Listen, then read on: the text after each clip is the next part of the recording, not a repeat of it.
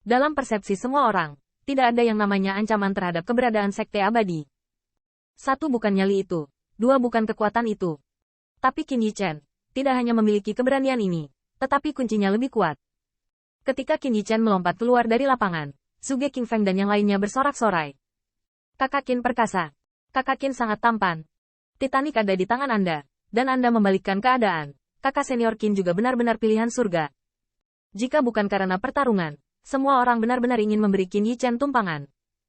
Bahkan Huang Fuzhen penuh kegembiraan, tetapi tidak menyangka bahwa pada saat ini, Gu Suyu melonjak di atas platform batu, dan lampu pompa yang di penjara menatap semua orang yang hadir di Sekte Abadi Yuan Surgawi.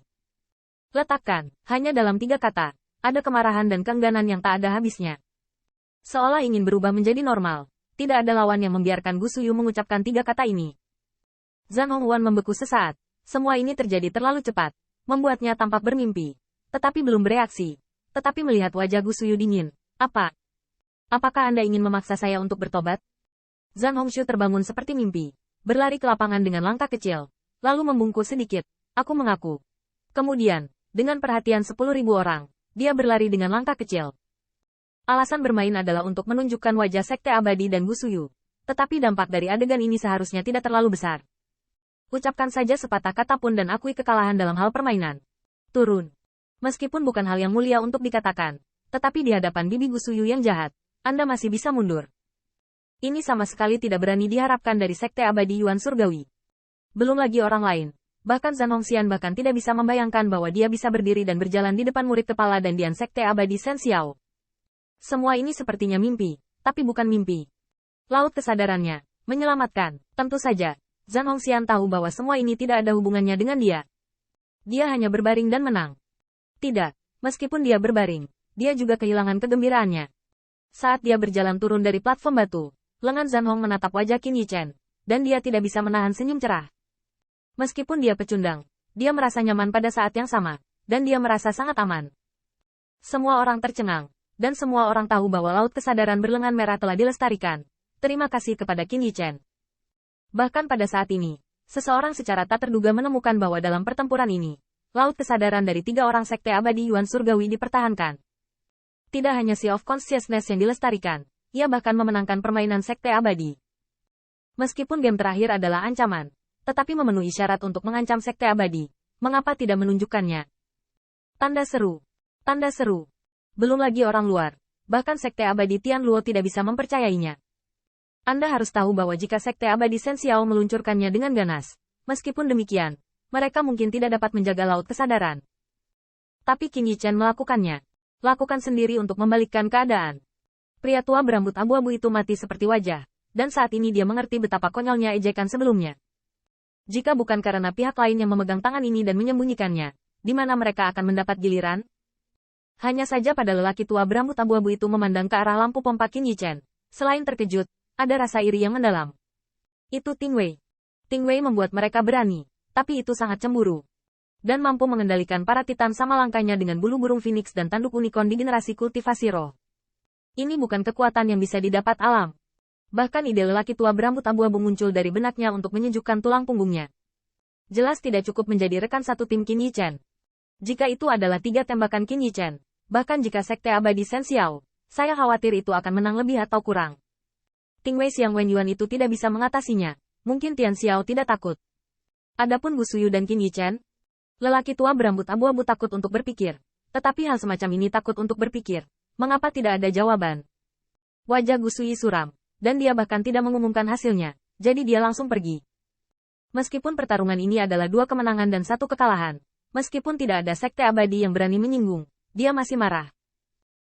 Tepat sebelum pergi, Gu Suyu melirik Qin Yichen, dan lampu pompa yang tersisa bukan lagi Yin Yin, melainkan niat membunuh. Anak ini tidak bisa tinggal. Apakah itu untuk rencananya atau untuk mengembalikan wajah Sekte Abadi Shen Xiao? Dia tidak bisa tinggal. Kalau begitu, biarkan dirimu hancur di upacara terakhir. Memikirkan hal ini, Gu Suyu tiba-tiba tersenyum. Dia bisa melihat Qin Yichen bersembunyi lagi. Tapi bocah itu bisa melawan Xiang Wen Yuan dan mengancam Gu Suyu. Tapi, bisakah dia melawannya? Pada upacara itu, saya akan memberitahu Anda apa yang ditakuti oleh satu tangan yang menyelimuti langit. Namun, Gu Suyu pergi, dan Zhou Cai di kota Shen Xiao lumpuh. Tepatnya, saat dia melihat si Ting Wei dari Qin Yichen, dia lumpuh, dan dia tidak bisa berdiri sampai saat itu.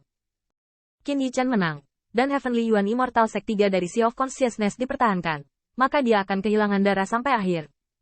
Anak-anaknya, bagaimanapun, kali ini bertaruh lebih dari 3.000 peri.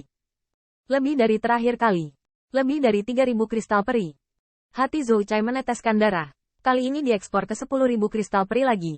Kunci Zhou Chai tidak pernah berpikir bahwa ini akan terjadi. Dalam beberapa hari terakhir, dia menganggur dan memikirkan kepercayaan diri Qin Yichen. Bahkan Zhou Chai berpikir sangat lucu bahwa Huang Fuyi tidak ingin memiliki Qin Yichen.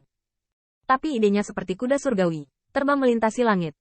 Tapi sekarang, tidak ada kepemilikan tubuh, bahkan lebih mewah daripada kepemilikan tubuh. Kerumunan judi juga agresif. Mereka bahkan tidak bisa membayangkan bagaimana wajah Sekte Abadi Yuan Surgawi ketika mereka datang ke pintu. Tidak hanya rumah judi, penjudi yang tak terhitung jumlahnya di kota. Saya khawatir mereka akan gantung diri. Anda tahu, meskipun tahap pertama memenangkan pertempuran melawan Sekte Abadi Yuan Surgawi, tetapi sebelum itu, hanya sedikit orang yang optimis tentang Sekte Abadi Yuan Surgawi, dan tentu saja ada lebih sedikit taruhan. Tapi kali ini berbeda.